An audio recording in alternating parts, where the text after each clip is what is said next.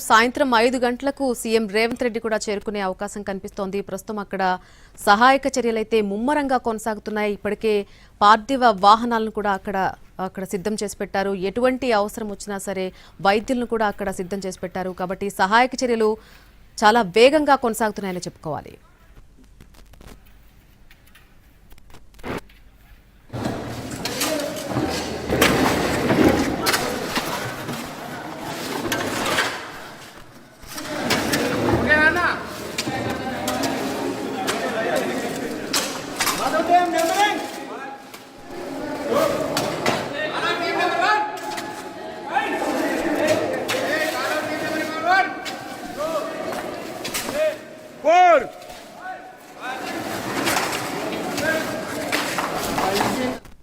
ఈరోజు సాయంత్రం 5 గంటలకు ఎస్ఎల్బీసీ టన్నెల్ వద్దకు సీఎం రేవంత్ రెడ్డి చేరుకుంటారు. వనపర్తి నుంచి నేరుగా ఆయన ఎస్ఎల్బీసీకి చేరుకుంటారు. అక్కడ జరుగుతున్నటువంటి సహాయక చర్యలను ముఖ్యమంత్రి నేరుగా పరిశీలించనున్నారు.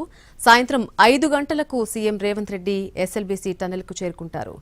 ప్రస్తుతం అక్కడ సహాయక చర్యలు ఏ విధంగా జరుగుతున్నాయి, ఎంత వేగంగా జరుగుతున్నాయి, ఈ రోజు రాత్రికి లేదా సాయంత్రానికి 4 మృతదేహాలనైతే వెలికి తీస్తామంటూ ఖచ్చితంగా జూపల్లి నిన్న చెప్పడం జరిగింది. అయితే మరికొన్ని మృతదేహాలను బయటకు తీయడానికి ఇంకా సమయం పట్టే అవకాశం ఉందని చెబుతున్నారు.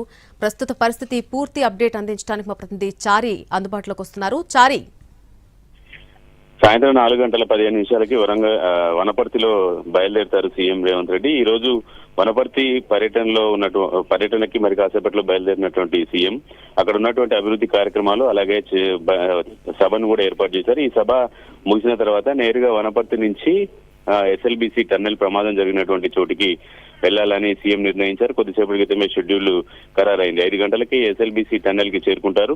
ఎస్ఎల్బీసీ టన్నెల్ ప్రమాదానికి సంబంధించి సహాయక చర్యలు కీలక దశకు చేరుకున్నటువంటి నేపథ్యంలో సీఎం అక్కడికి వెళ్లాలని నిర్ణయించుకున్నారు.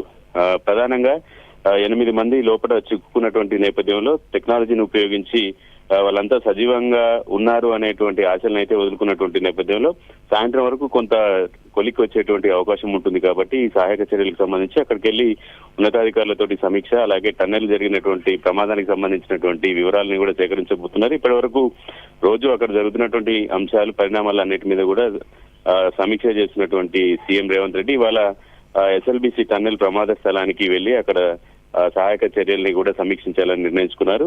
మరి కాసేపట్లో ఆయన వనపర్తికి బయలుదేరుతారు. వనపర్తిలో అధికారిక కార్యక్రమాలన్నీ ముగిసిన తర్వాత వనపర్తి నుంచి నేరుగా ఎస్ఎల్బీసీ టన్నెల్ కి చేరుకుంటారు.